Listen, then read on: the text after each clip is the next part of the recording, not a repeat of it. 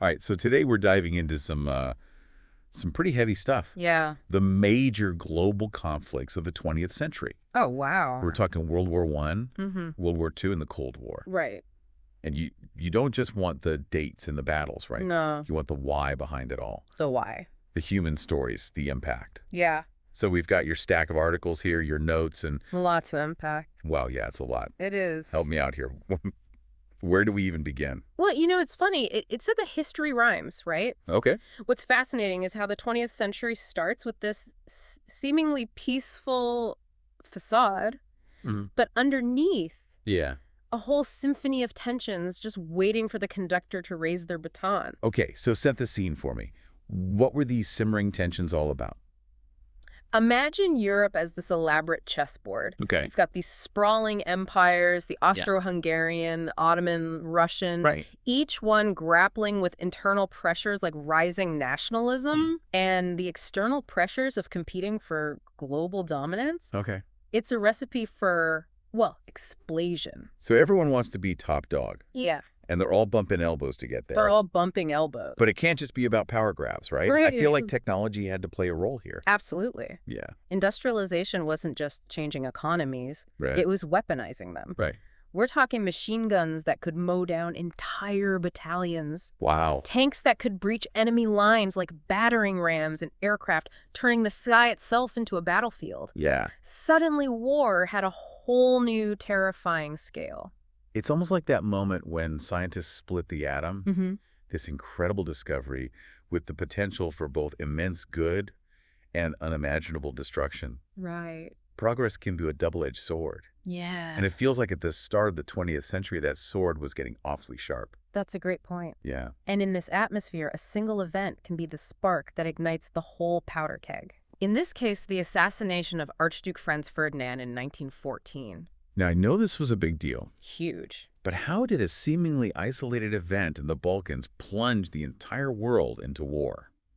Think of it like a line of dominoes. Okay. The assassination topples the first one, and the intricate web of alliances that held Europe in this fragile balance starts collapsing. Wow. Declarations of war cascade across the continent. Yeah. And suddenly, it's not just Austria-Hungary against Serbia. It's Germany backing Austria-Hungary, Russia backing Serbia, and the whole continent getting sucked into this vortex. And then the world gets its first taste of this new kind of horror. Oh, yeah. Trench warfare. Yeah. I can't even imagine the conditions, the mud, the disease, the constant threat of death lurking just over the edge of the trench. It was brutal. Yeah. Millions of men trapped in these muddy, rat-infested trenches. Oh. Facing constant artillery bombardment and the ever-present fear of a gas attack. Right. The psychological toll was immense. Imagine weeks, months, years even spent living in these conditions, Right. knowing that at any moment a shell could land and obliterate everything around you. Over 16 million people died in World War I, both soldiers and civilians. It's a staggering number. It is a staggering number. Yeah. Did that staggering loss at least lead to some kind of lasting peace? That was the hope, right? Yeah. The war to end all wars. Right. But unfortunately, the Treaty of Versailles, meant to bring peace, ended up sowing the seeds for future conflict. I've heard that the treaty was pretty harsh on Germany.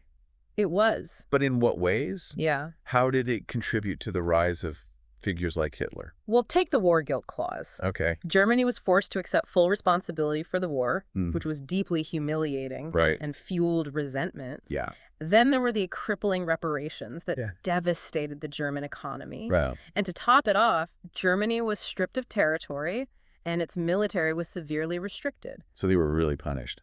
Yeah. It created this perfect storm for extremist ideologies to flourish. So you're saying the treaty, while intended to prevent future wars, actually made them more likely? Exactly. Wow. It left Germany feeling betrayed and vulnerable, Right. creating fertile ground for someone like Hitler to rise to power by promising to restore German pride and prosperity. And then to make matters worse, the world gets hit by the Great Depression in the 1930s. Oh, yeah. It's like pouring gasoline on an already smoldering fire. Absolutely. Yeah. Global economic hardship and widespread unemployment created this desperate atmosphere. People were looking for anyone to offer solutions and restore their faith in the future.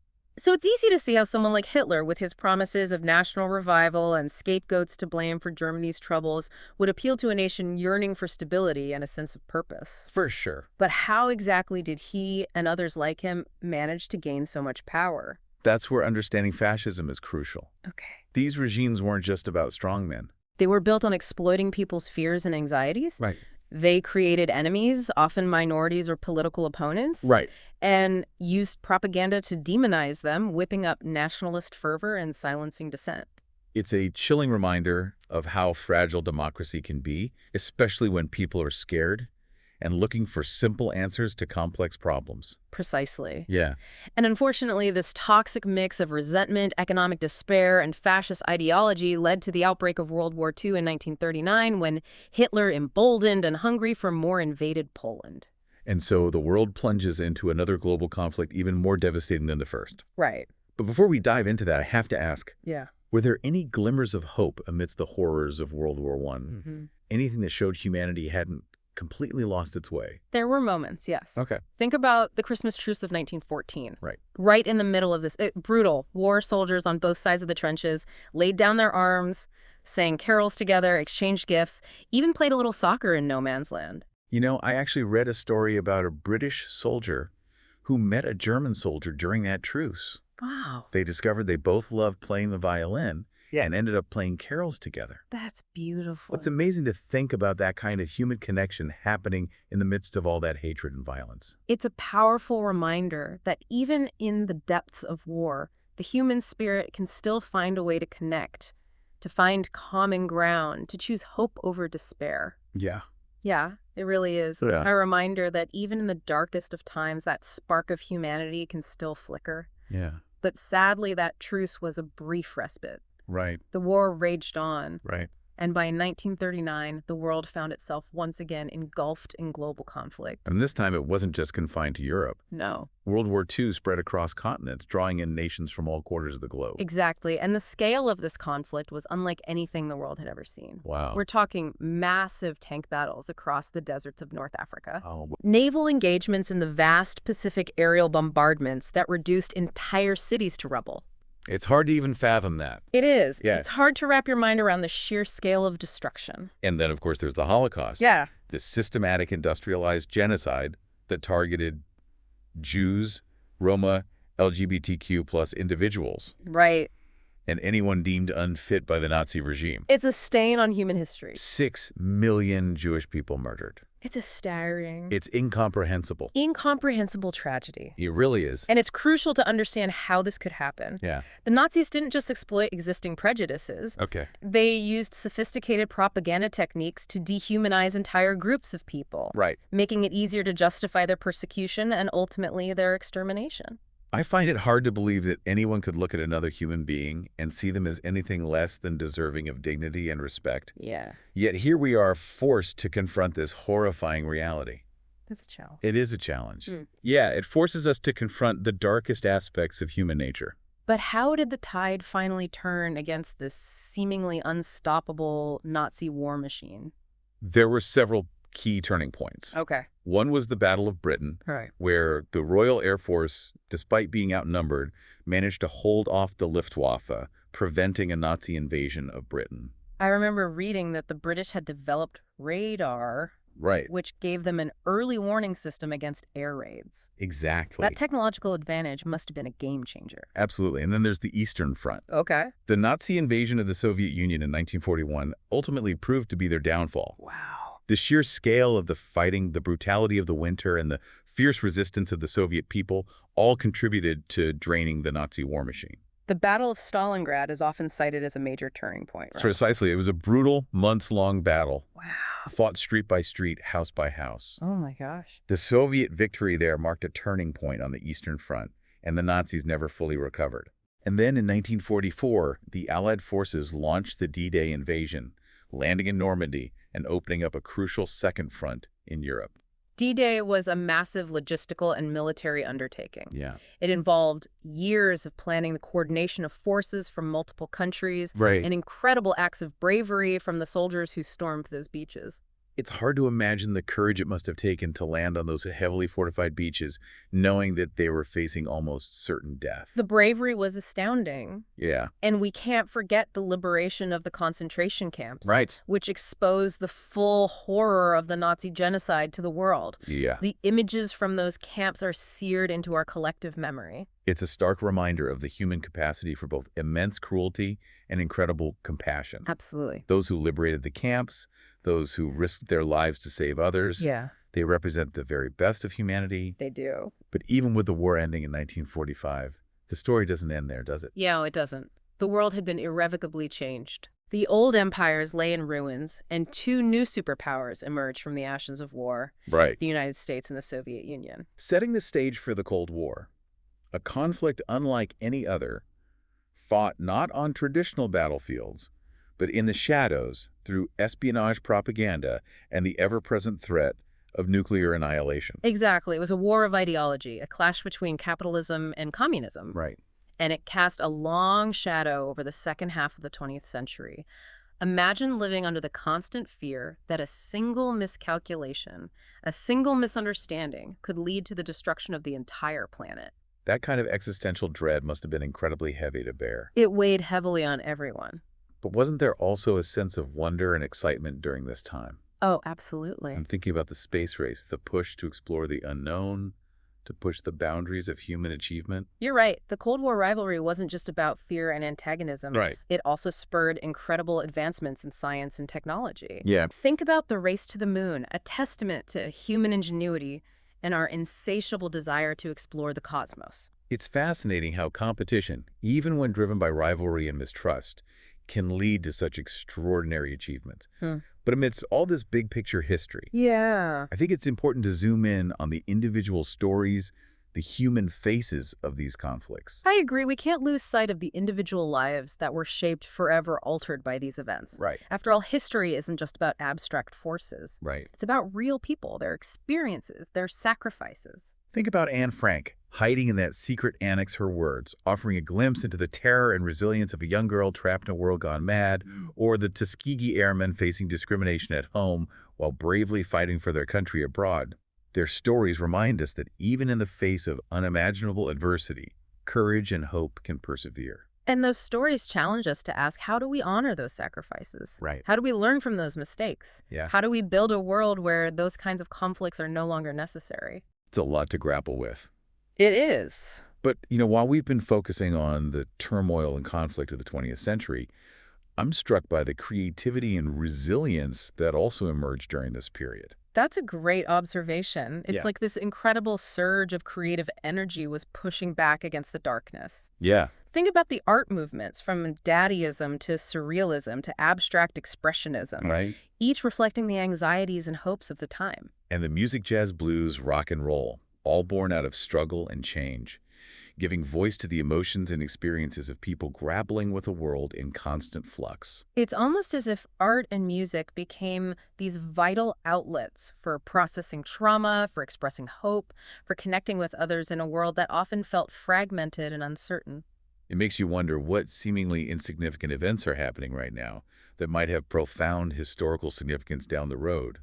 What echoes of the past are playing out in our present, shaping the future in ways we can't yet grasp. That's a question worth pondering, isn't it? It reminds us that history isn't just something we read about in textbooks. It's Yeah. unfolding all around us every day.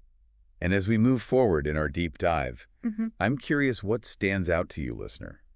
What connections are you making to your own life and experiences? What resonates with you the most? Remember, history isn't just a collection of dates and facts. Right. It's a living tapestry woven from the stories and experiences of countless individuals. And those stories have the power to teach us, to inspire us, and to challenge us to be better. It's about finding those echoes of the past in our present and using those insights to build a more just compassionate and peaceful future. Exactly. And sometimes those echoes can be found in the most unexpected places. For instance, have you ever thought about the role sports played during these tumultuous times? It's an interesting angle. Yeah. It might seem like a diversion from the serious stuff, Right. but sports actually played a significant role in shaping the cultural landscape of the 20th century. I'm all ears. Tell me more. We'll take baseball during World War II.